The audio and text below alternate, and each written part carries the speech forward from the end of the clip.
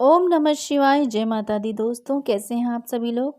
दोस्तों, प्रत्येक वर्ष कार्तिक माह में आने वाली अमावस्या तिथि पर दीपावली का पर्व मनाया जाता है और इस साल यह पर्व 12 नवंबर यानी कि रविवार के दिन मनाया जाएगा।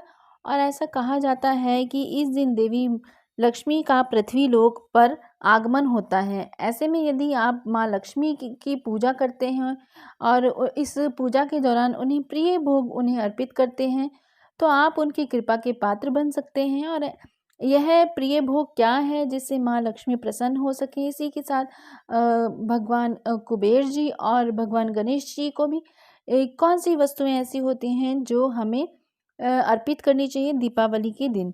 तो दोस्तों, माता लक्ष्मी का जो प्रिय भोग है वह सबसे पहले तो खीर मानी जाती है और इसलिए दीपावली में उन्हें खीर को ज़रूर अर्पित करना चाहिए। उन्हें भोग लगाने के लिए ज़रूर उनके आगे रखना चाहिए। यह खीर अगर आप मखानों की बनाते हैं तो सोने पे सुहागा वाला कार्य है, क्योंकि मखाने माँ लक्ष्मी को बहुत ही प्रसन्न हैं।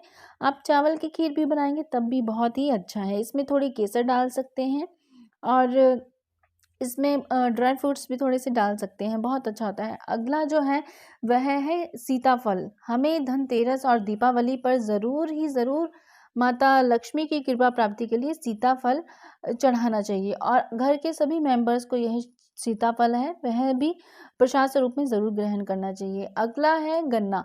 गन्ना धनतेरस के दिन या आप दिवाली के दिन ज़रूर अपने घर में लेकर आइए।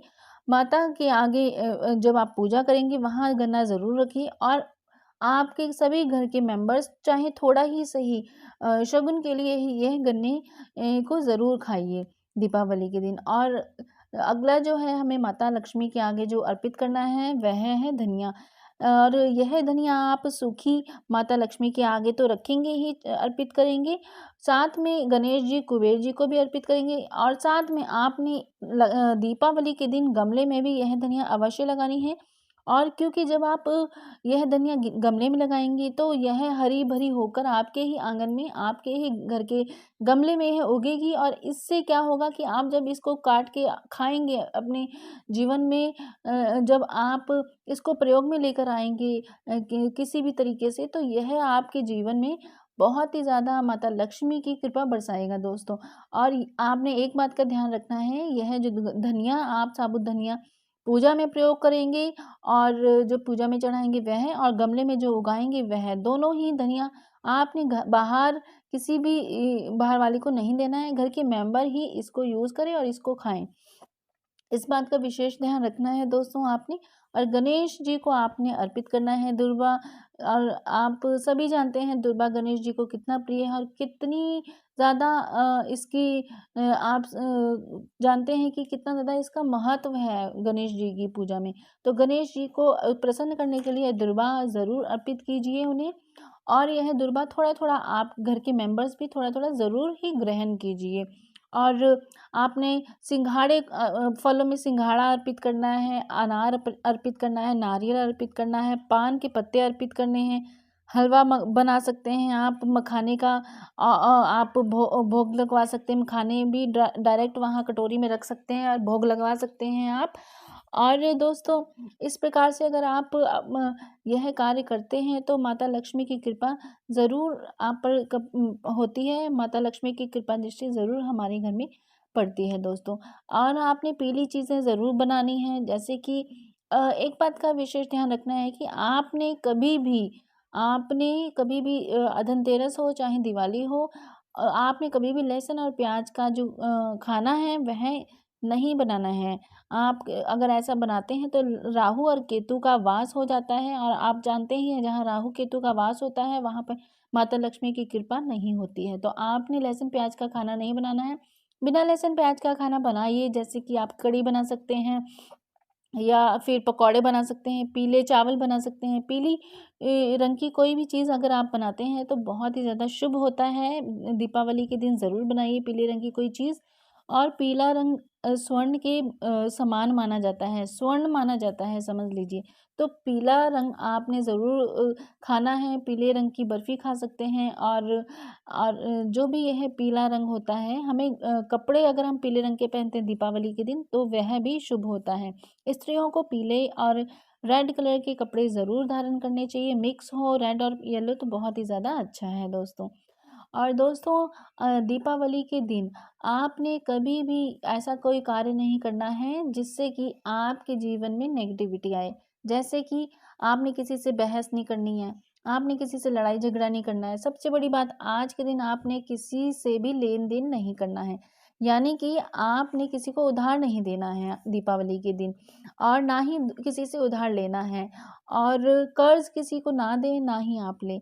और अगर आप श्रद्धा आपके समर्थ में, देखिए बहुत ज़्यादा हमें माता को मनाने के लिए, माता की कृपा प्राप्ति के लिए हमें बहुत ज़्यादा आडंबर करने की आवश्यकता नहीं है। सच्चे मन से अगर आप माँ के सामने उनका दीपक प्रज्वलित करके उनके पूजा हाथ जोड़ के पूजा करेंगे, सच्चे मन से सच्ची श्रद्धा के साथ अगर माँ लक्ष्मी को आप पूजते हैं, और चाहे आप 2 मिश्री के दाने ही माता को भक्ति भाव से अर्पित करें, तो माता लक्ष्मी ज़रूर प्रसन्न होती हैं। क्योंकि आप सभी जानते हैं, हर पूजा में पूजा में सबसे जो अहम चीज़ होती है वह होती है हमारे भक्ति भाव। हमारे जो भक्ति भाव अपने देव की प्रति जो होते हैं, उन्हीं से प्रसन्न होते हैं हमारे देवी देवता। और माता लक्ष्मी को भी आप अपने भक्ति भाव से भी प्रसन्न कर सकते हैं।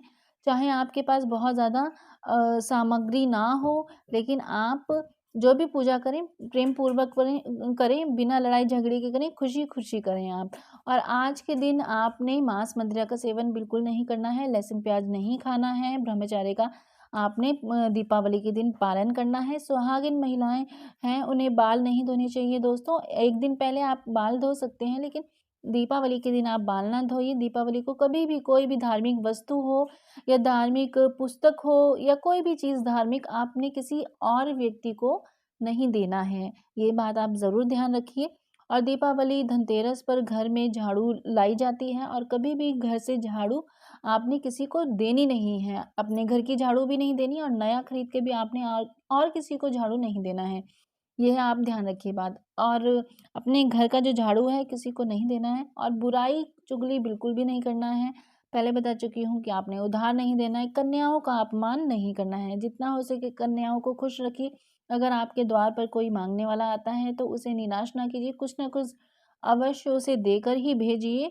क्योंकि पता नहीं माँ लक्ष्मी जी, कुबेर जी, गणेश जी किस रूप में आकर हमारे द्वार पर आएँ, क्योंकि सभी जानते हैं कि माँ लक्ष्मी का आगमन धरती पर ज़रूर होता है दीपावली के दिन।